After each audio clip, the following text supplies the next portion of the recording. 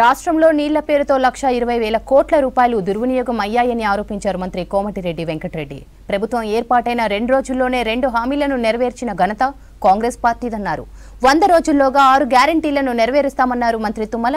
గోదావరి జలాలను అన్ని జిల్లాలకు అందిస్తామన్నారు పొంగులేటి. ఖమ్మంలో ప్రజాపాలనపై జిల్లా అధికారులతో రివ్యూ మీటింగ్ నిర్వహించారు మంత్రులు.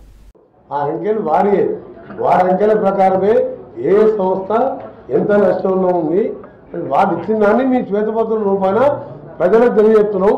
వారు సమాచార కానివ్వండి జీవోలు కూడా వెబ్సైట్లో పెట్టకుండా మా గవర్నమెంట్ వచ్చినా ఇప్పుడు మీరు ఏ జీవో ఇచ్చినా వెబ్సైట్లో ఉంటుంది. 60,000 జీవోలను దాచిపెట్టినాను.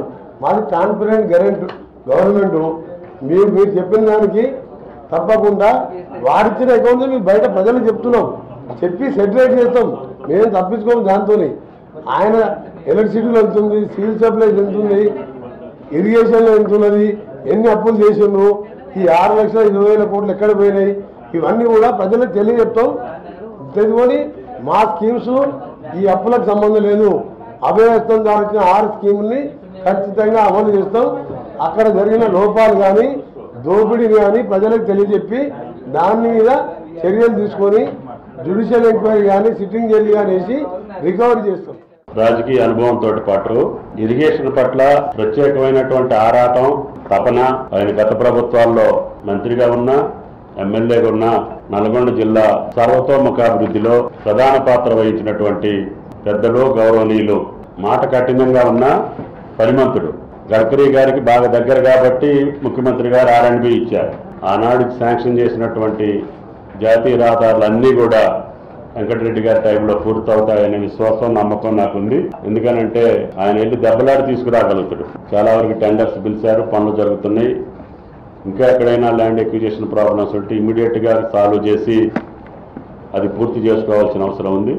ఖమ్మం నుంచి అంటే సూర్యాపేట రోడ్డు ఎక్స్టెన్షన్లో రాజమండ్రికి వెళ్ళేటటువంటి అది కూడా టెండర్స్ పిలిచి పనులు జరుగుతున్నాయి.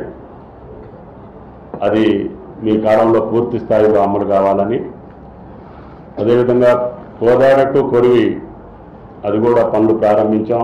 ఇంకా నేషనల్ హైవే పరిధిలో జరుగుతోంది. అది కూడా మీరు దృష్టిలో పెట్టుకొని, రెండవది కొత్తగూడెం నుంచి ఒలిగొండ, అది హైదరాబాద్కి చాలా సులువైనటువంటి మార్గం.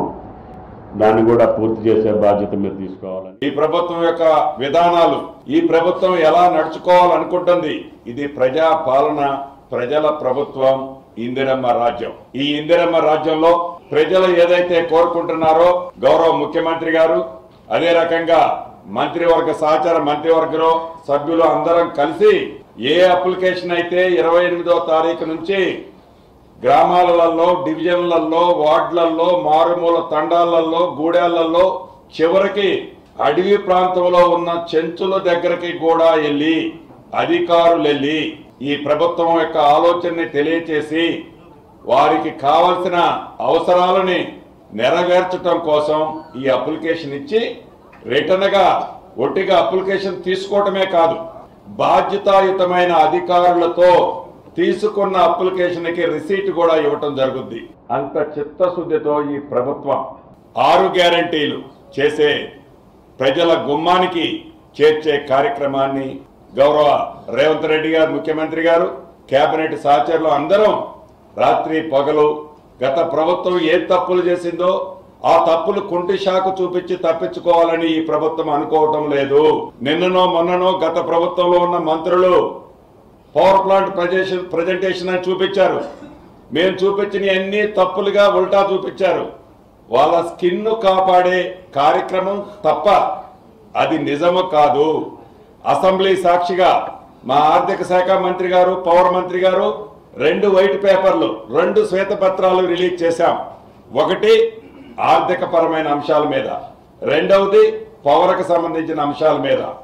ఆర్థిక పరమైన అంశాల మీద ఈ రాష్ట్ర ప్రభుత్వ ప్రజల సొమ్మును గత ప్రభుత్వం ధనిక రాష్ట్రమని చెప్పిన వారే సుమారు 6,71,000 కోట్లు కొల్లగొట్టి అప్పులు చేశారు అనేది